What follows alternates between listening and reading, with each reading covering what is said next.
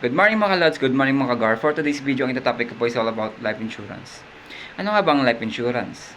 Scam ba to o hindi? Tara, pag-usapan natin. Tayo mga Pinoy, hindi tayo aware sa mga ganitong investment kasi ang unang pumapasok sa ating isipan is scam siya.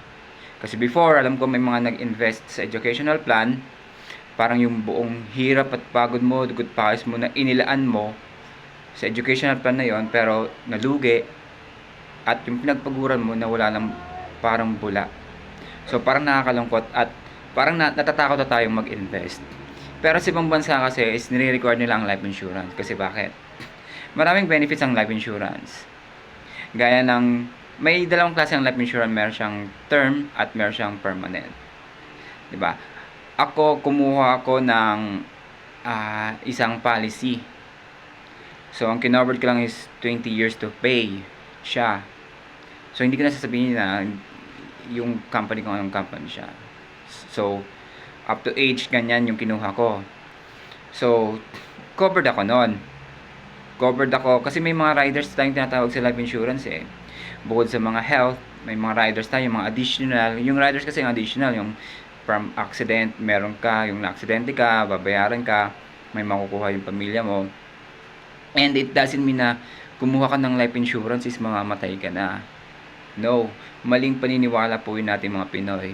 Kumuha tayo ng life insurance hindi lang sa safety natin, pero para sa seguridad ng ating mga pamilya or ating mga maiiwanan. Kasi bakit? Sa panahon ngayon, hindi natin alam, maraming nagkakasakit kasi sa sobrang napakabilis ng umorder, 'di ba, online. Ang daming hindi na healthy yung kinakain natin. So paano natin masisecure kung healthy tayo ngayon, malakas tayo ngayon, kumikita ko ng ganito kalaki, pero pag na-hospital ka ba, all of your savings, as in lahat talagang mawawala. Kasi sa hospitalization pa lang, yung bills pa lang ng hospital, sobrang ang gastos na. Pero kung may insurance ka, lalo covered ka lahat ng kung anong meron sila. Ang laking ginhawa nun, hindi lang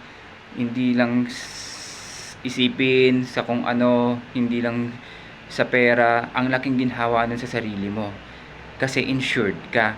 So, mas okay maging insured kaysa may pera ka nga, andyan naman. 'Di ba? Kung i-compare mo yung pera mo, ininvest mo sa bangko rather than sa insurance, mas malaki po yung